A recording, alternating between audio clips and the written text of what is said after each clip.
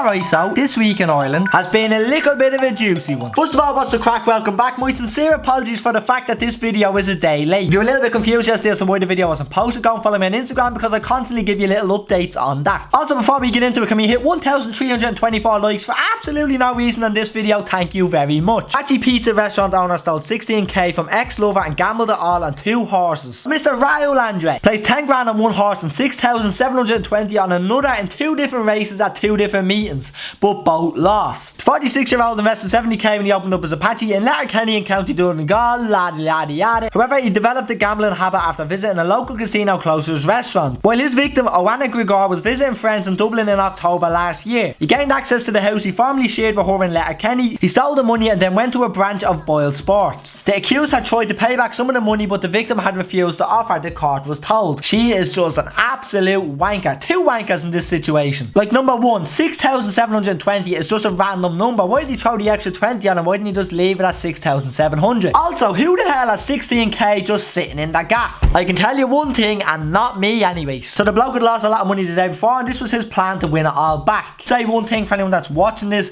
the bookies will always win. You can't win your money back. You're only going to end up like this chap and spending an absolute fortune. Even still, how can you walk into a Boyle Sports with 10k in cash, pay at the counter and they take that off you, and then go back and bought another 6,720 euro on another horse? The workers on Boyle Sports should have seen the state the chap was in and just told him no. And I get it, it's not the bookies' problem to look after people, but gambling is supposed to be a fun hobby. When it comes to an addiction, the bookies should be turning you away.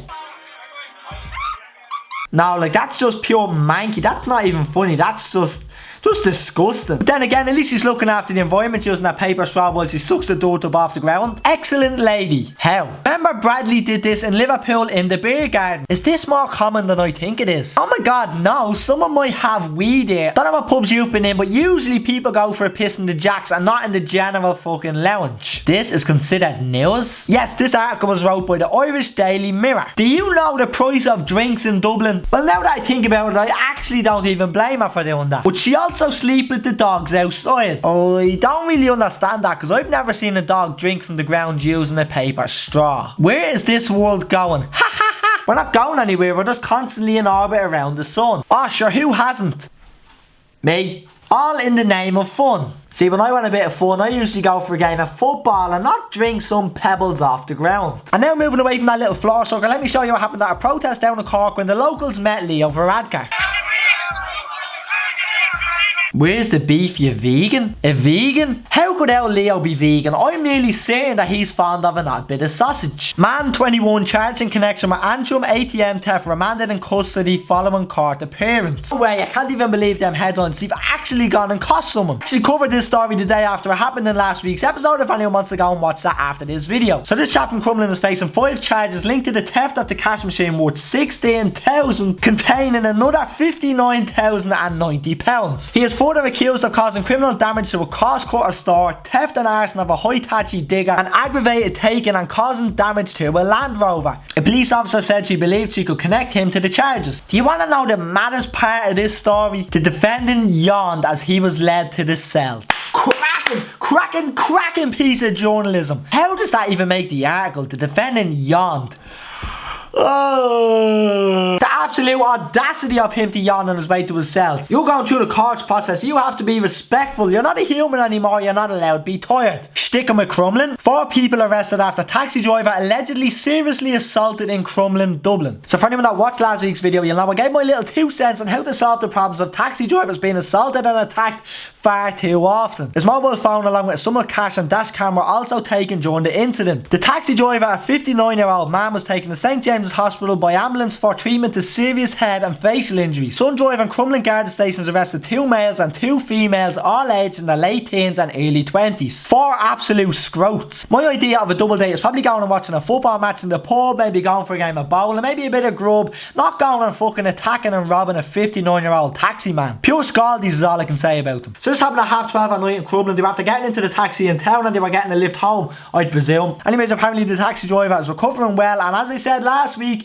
there's solutions out there that need need to be done fast. Now just sticking on the roads of the country for a little bit. Shock survey reveals older drivers are most likely to break the speed limit. Let me know in the comments if you agree with that, because young people get a very bad reputation, and as a young person myself, I'd consider myself a very competent driver. But you know what's weird? When you do your theory test and you get a provisional, you have to resit it after 2 years if you don't go and get your full. But once you go and get your full, you're set up for life. How does that make any sense? I know for a fact I'm not the same driver I was when I got my full licence. For me, it should be compulsory that everybody has to resit their full test at least every 10 years. Because people literally aren't the same people they are when they first pass their test. Between people's eyesight's getting worse and their reactions getting slower, it's just a recipe for disaster. And arrested on suspicion of driving under the influence after a truck crashes into sea in Waterford. The man, aged in his 50s, was the sole occupant of the vehicle and was not injured in the crash. Take a look at the picture. That's a fair old drop, and apparently the driver of the truck wasn't even injured. My question is, how is there people out there making claims for whiplash when all they've done is maybe clip a pillar, a pole, or even sometimes a curb? So as you can see in this picture, something is leaking out of the truck. Now this is something that I'm actually genuinely curious about. Is this fuel that the truck uses, or is it something that the truck was just transporting? Regardless of what it is, I just cannot help but think of the poor fishies. Shock scenes as young lad leaps out of car boot after high-speed Garda chase in Finglas. The youth was face down and restrained by an armed Garda at the scene, while a man in his 20s has been arrested. So apparently the Garda attempted to pull over the car because it was acting a little bit suspicious. So the hunch that the Garda had about the car being suspicious was obviously correct, because the car took off speeding away. The car drove down a cul-de-sac to which it couldn't go any further, so anyways everyone in the car jumped out and ran. The weirdest thing is that when the Garda actually opened the boot, a 14-year-old crawled out of the boot and was arrested at gunpoint. The video's doing the rounds on Facebook, so I'm pretty sure you've seen it, or if you haven't seen it, just search it on Facebook and you'll find it pretty easily. I don't know the full story behind it. Apparently the 14-year-old was being abducted, which I think